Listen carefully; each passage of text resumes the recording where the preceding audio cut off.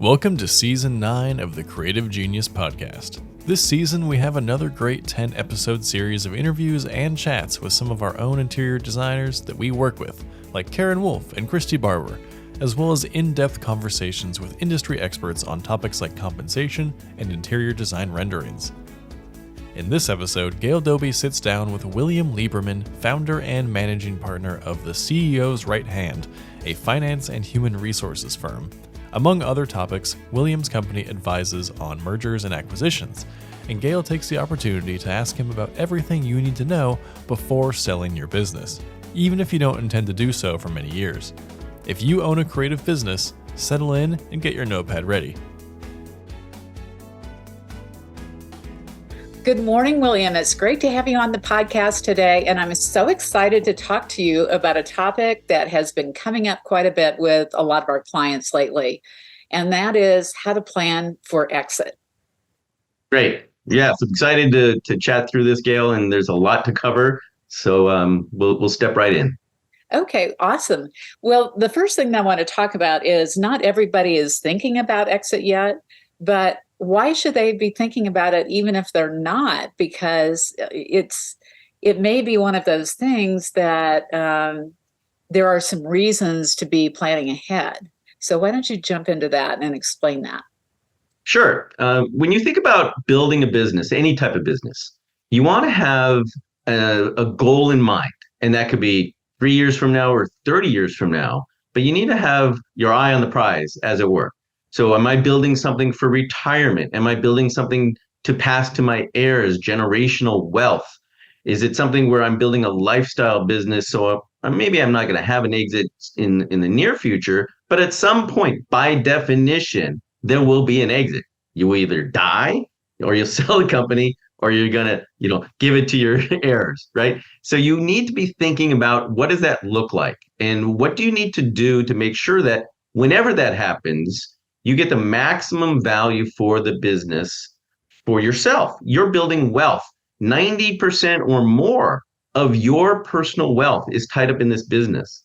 So let's make sure that you create as much value for that work, all the work that you're doing over time. And that takes time to plan ahead.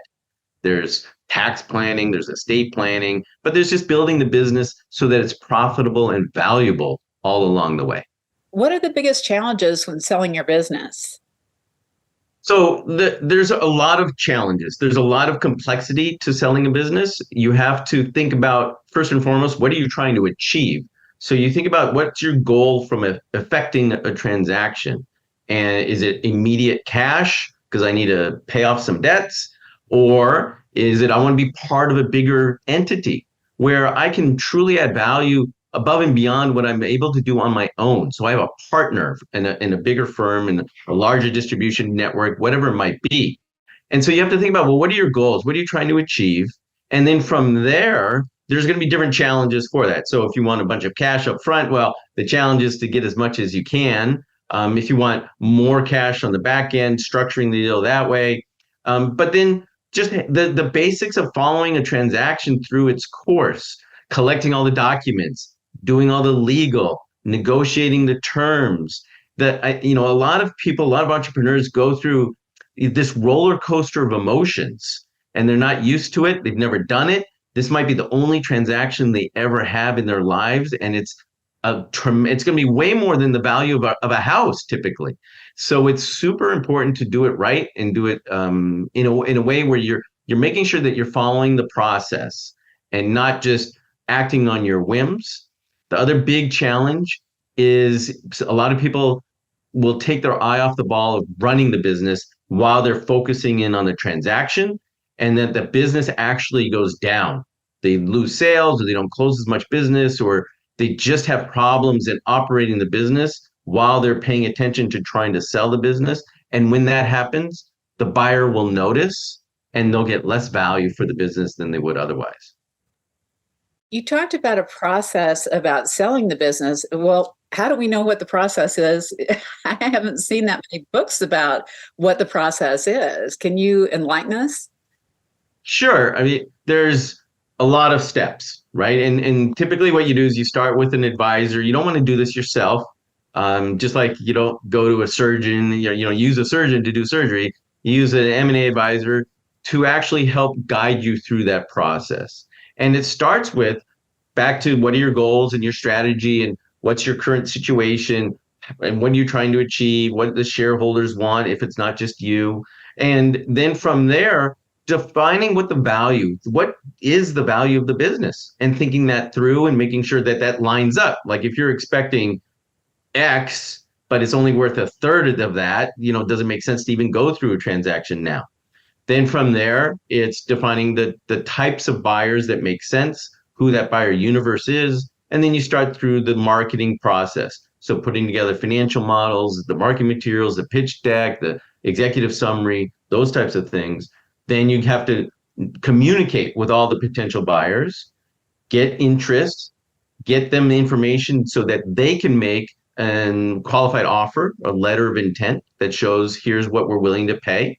And then from there, you negotiate those letters of intent, due diligence, set up a data room, go through all the documents, and then go to legal and close. And then post close integration, which a lot of people forget. They just think, oh, I'm sold my business, I'm out. That's not the case. You have to pay attention and be part of, for some period of time, the seller, or, you know, the buyer's business, and making sure that there's a smooth handoff. Wow, that's a lot. And I It look is a at that lot. list and it's a lot to consider. It's a lot to prepare in addition to your day job. So what are some of the key things that you should have ready before you even start thinking about exiting? Well, you need to have, you know, I would start with making sure you have a deep understanding of your financials, right? So have your historical financials buttoned up, clean, accurate, up to date. Have a good forecast for where you're headed over the next 1, 2, 3 years, and what are the drivers for growth for your business. So let's say you're talking to a potential buyer, and they're like, okay, well, you know, this business is doing 5 million a year in revenue. Well, that's great, but how can I take it to 10 or 15 or 20? Right. And the buyer is going to want to see that growth. They're buying into that growth story. So you want to have that understood and be able to communicate that effectively. And then from there, it's making sure you have all your documents in order and stored online, and you know all your I's are dotted and T's are crossed. You have employee agreements, vendor contracts, legal, IP. You know, all the various pieces of your business need to be documented and stored in a way that you can get to them easily and communicate. Hey, yes, I have this contract for this customer, and here's where it is, and here's how much money I make, etc. So understanding that flow through is really important, and people need to start doing that sooner than later because it takes time. Yes, it definitely does. So you mentioned earlier about M&A, and let's just say that that's mergers and acquisitions for Right. people Yep. that are aware of what that is. And we need to know when to hire somebody with an M&A firm to help them. And at what point is an M&A firm the right person to hire as an advisor? Because some people that we're talking about might have less than $5 million of revenue. Right. So what I do, my firm, right, we have financial executives that specialize in helping companies think about how to manage their business more effectively, as well as plan for an exit, as well as affect a transaction and help with an actual transaction when it gets to that point. So we do, you know, you can call it sort of cradle to grave, right, from startup to exit. So we can help, and companies like mine can help think about how to steer you through the whole process from just running your business more effectively to starting to think about an exit. What does that look like? To actually running an exit planning process, which could take a year or two, depending upon the size of the business. And then from there, actually starting a process to sell the business. And so those are the types of activities that a firm like ours can help with. Okay. And is that something where you're paying by the hour? Is there some sort of a set fee that you do? How do you structure your fees? Sure. So our fees, the way we like to do it is when you have just financial help, you need help from a CFO, that's done on an hourly basis. And so it's time and materials, you pay for what you use. And we have a team, not just of CFOs, but of accounting folks and financial modeling. And so we have a whole team approach to it. And then as we do exit planning, and that can be done on an hourly basis or sometimes a monthly retainer. And then when we get into an actual exit process, that's done on a retainer plus a small success fee. Okay. And what does that mean? What is a success fee? So we would get a small percentage of the value of the business at the time that the transaction actually closes. Okay, great.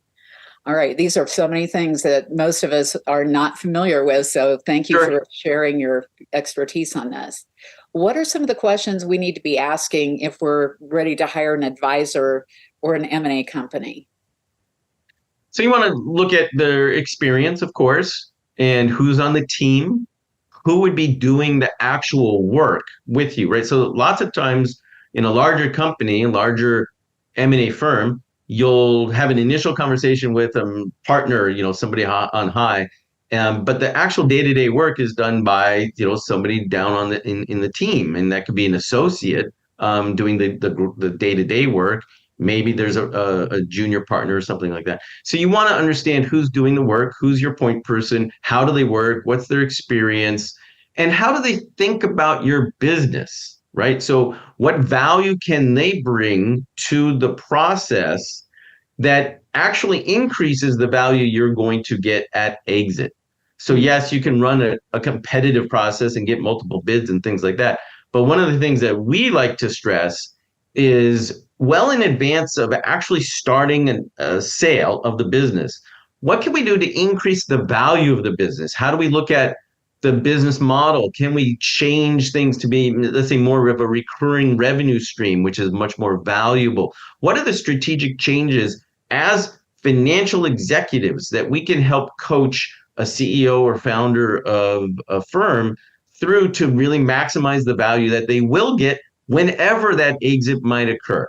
And an M&A firm, an actual investment bank, they don't do that. They'll run a process for you, but they won't do the legwork up front. Well, and it seems as if just to be really smart about this, like you said, 1 to 2 years in advance, you should be having this advisor helping you prepare for it so that when you are ready to start that process, you have your ducks in a row. Right. Absolutely. Okay. Well, I've watched a couple of friends and have been around other people who have been in the process of selling their business. One failed at it, the other one successfully exited. But I have watched the challenges that have come up, and I would love for you to share some of the typical challenges and maybe some of the unusual challenges that you've seen. Right. Well, we mentioned one earlier, which is, making sure you keep your eye on the prize, keep your eye on the ball in terms of running the business. That's super important. That's probably one of the most important. Some of the other ones that happen are unrealistic expectations, and this really craters deals more often than you can imagine. Somebody says, well, I think my business is worth $20 million because I was at a dinner party on Friday night and my friend Bob sold his business for $20 million. So why can't I get $20 million? That happens all the time. And the buyers will come in and say, yeah, I think it's worth $5 million. And they're like, oh my gosh, I can't sell my business for $5 million. Never mind. And it's just it's a real wake up call in terms of valuation. That's a really important thing to think about. The other thing to think about too is the other terms of the deal. Price is important. Don't get me wrong. And people focus in on price, but there's a lot of other terms of the deal that are very important. So when you think about a typical transaction, you're getting some amount of cash up front, but not the whole amount. There are some transactions where you get paid cash up front and that's it, and that's all you get. But many transactions, you have some cash up front and then you get some cash over time. And the cash that you get over time, it's called an earnout, is based upon the performance of your business over time. And you get, there's going to be milestones that you have to hit or you don't get that money. And that can be lucrative, but it could also end up being not so. And so people get unrealistic expectations about how much they really will get from an earnout and how hard that's going to be, how much control they have over that earnout money is really important. And that's where people get hung up and can really get stuck in terms of actual litigation. It gets ugly when you don't define it well up front, have the right expectations, have a good M&A attorney on your side, and really negotiate from the beginning. Here's how this structure of this deal works. Okay. Well, what are some of the things that you should do when you're getting ready to get a valuation for your company? And when do you do that? So I think it's important to get evaluation done periodically. I mean, think about your business and I made the comment earlier, how much of your wealth is tied up in your business? Like you have a house, you might have, some other assets, you have a brokerage account, but how much of your wealth, total wealth, is going to be tied up in your business? A lot of people, it's 90% or more. And so you need to know, what is that worth periodically, because you need to have the proper insurance coverage, proper estate planning, proper tax planning, succession planning. And all of that kind of depends on, is this company worth $1 million? Is it worth $10 million or more? Because that changes how you do things. And so getting an evaluation done maybe every other year, I think, is a good practice. Even just to have that information in hand so that you have some comfort that what you're doing is worthwhile. Sure. So I think that's kind of a good time frame. Who do you hire for evaluation? So there are firms for sure that's all they do. They just do valuations. It could be $10,000, $15,000, depending upon the complexity of the business.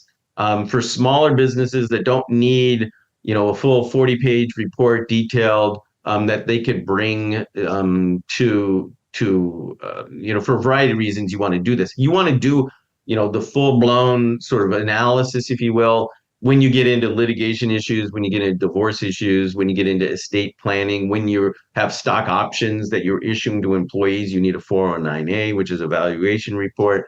Those are the ones where you really do need to spend that large amount of money. What we do, we don't do those types of reports, but what we do is we'll do sort of a slimmed down sort of valuation for folks for a lot less money. And it gives you an understanding of, here's, based upon your financials, based upon the type of business you're in, here's, a range of what your business is worth, that you can at least get a sense of direction. So if we do that every year or every other year, you can kind of get a trend. And then if and when you need the full-blown report, you can go out to those firms that, again, that's all they do is valuation work, and they're really good at it. Okay. And my understanding is that in many cases, you're looking for a multiple of your what's called EBITDA. And you might want to describe what EBITDA means to our listeners, because a lot of them don't understand that term. Sure. So EBITDA, earnings before interest, taxes, depreciation, and amortization, EBITDA. In a professional services business, like an interior design business, EBITDA really is, you can think about it as your operating profit. So you have your revenues, you're going to have your cost to deliver those revenues, could be a contractor cost or even employees that are actually delivering the service that you're offering. So your revenues minus those costs is your gross profit.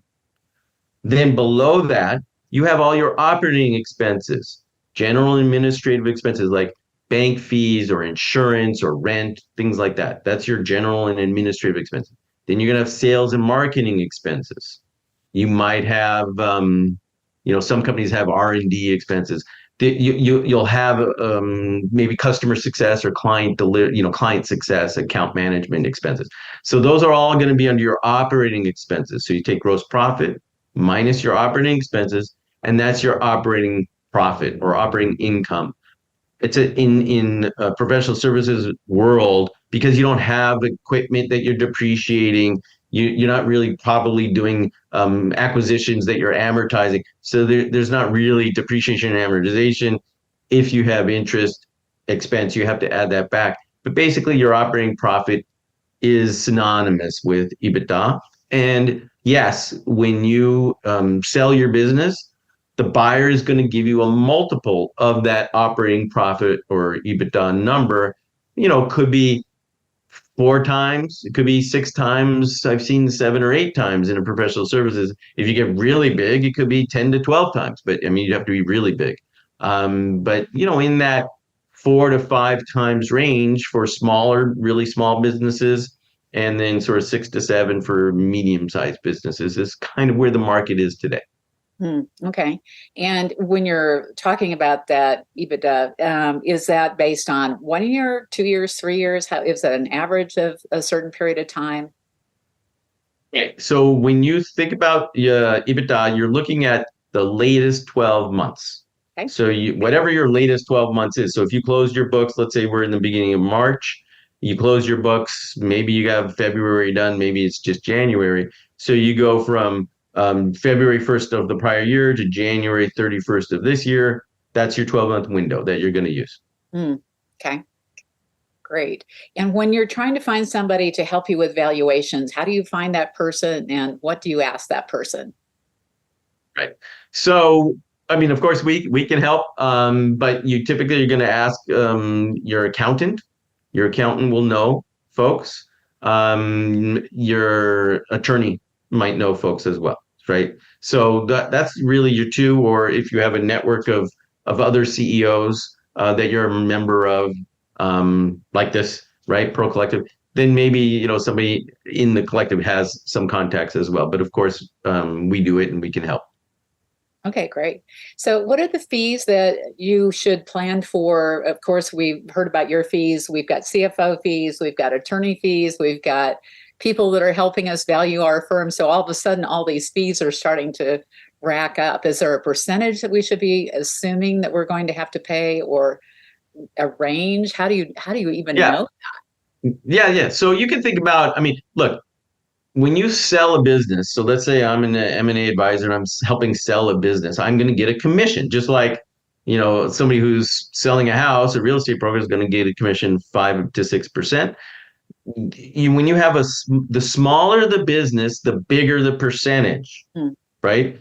Just because you have to have some minimum amount of money as the advisor, as the broker, in order to make it worth your while, right? It just doesn't make sense otherwise. So the smaller the business, maybe you're at 7, 8%.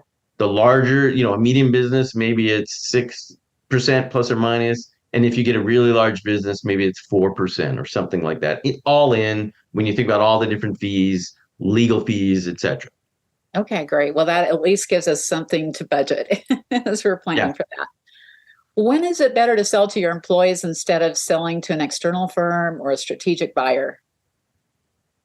Well, selling to your employees, ESOP, right? Employee Stock Ownership Plan. It's an interesting path, and there are some firms that do it and have done it successfully. I have some clients that have gone through it and are ESOP based. And it makes sense when you have obviously employees that are super excited about the growth of business, want to stay with the business, and are interested in and have shown ownership mentality, right? Meaning, hey, as a department head, I'm head of sales and marketing, or I'm head of client success. I'm really excited about where we're headed, and I'm all in. I'm energized, and I really want to grow this business. And I want to be an owner. I'm acting like an owner. I've been here a long time. And, I can't necessarily afford today to write a check for millions of dollars. But so an ESOP enables that transaction to occur in a way that's tax efficient for everybody. And the employee does not have to write a check out of their own pocket day one for that full amount, or set of employees, right? It doesn't have to be every employee, but you offer that up, and it's a way to get the owner some liquidity in a tax efficient manner. It's a way for the employees to get really have ownership of the business that they've helped build, and so there's a lot of advantages to it. You have to as an employee, you have to go get financing from a bank to make it happen. And because you're not writing a check for the entire amount of your own savings, so you have to have bank financing, and that means you need a down payment, like you're buying a house. So you need to come up with that down payment, and again, go find bank financing, and then you have to put together the structure. There's a trust document. It's a nonprofit trust, and there's some administrative overhead. to make it happen. But there's companies again that specialize in doing this, and we can help steer people to that if they're interested. So yes, it makes sense in many cases. There's some administrative overhead, but it really can be a very effective tool. Can you gift some of the stock to your employees if they don't have the cash to pay for it, but they have worked for you for a long period of time? So I know just enough about taxes to be dangerous. So there are limits to how much you can gift, but yes, you can make gifts to people. There's lifetime exclusions, or the amount that you can gift over your lifetime, and there's annual amounts that you can gift tax free. Once you exceed that annual amount, then it becomes a taxable event.